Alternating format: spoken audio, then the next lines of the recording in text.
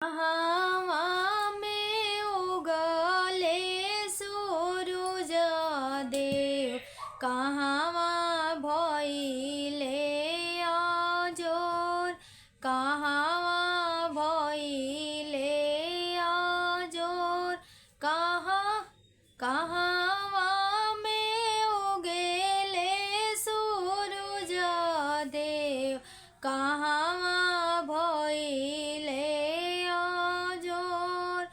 स्वर्ग में उगले सूरज देव, कुरखेत भइले अजोर, कुरखेत भइले अजोर। सभावा में बैठेले झुना सेवका, सभावा भइले अजोर, सभावा भइले अजोर।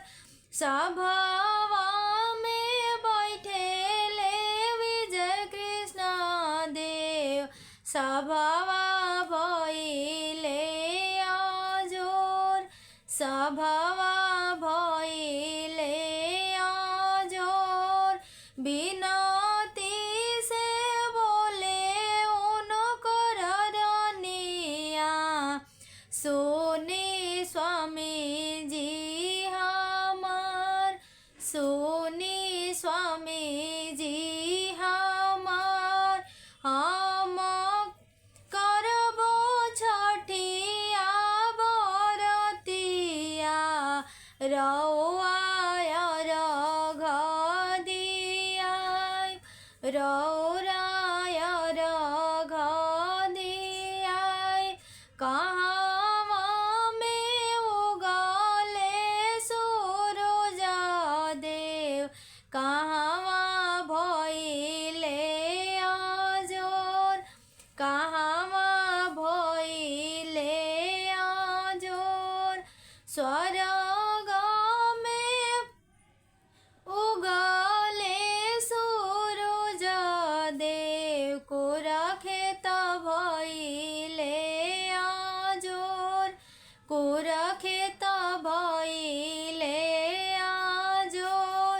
सभावा में बैठेले मुकेश सेवका, सभावा भइले अजोर, सभावा भइले अजोर। बिनती से बोलेली उनकर रानिया, सुनी स्वामी जी हमार, सुनी स्वामी जी हमार।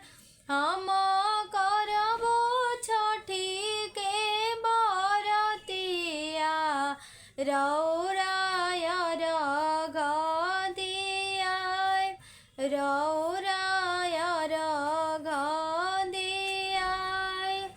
तो ई रहल हटे छठ के प्यारा से गीत। अगर आप सबके अच्छा लगल होई तो जरूर जरूर जरूर सपोर्ट करब जा, लाइक करब जा, सब्सक्राइब करब जा, शेयर करब जा और बेल आइकन के जरूर प्रेस कर देव जा, ताकि हमार नया वीडियो के नोटिफिकेशन आप तक जाई। और नया होखब गीत आप सुनत होखब तो जरूर सब्सक्राइब कर लेब हमार चैनल। जय माता दी, जय हो छठी मैया।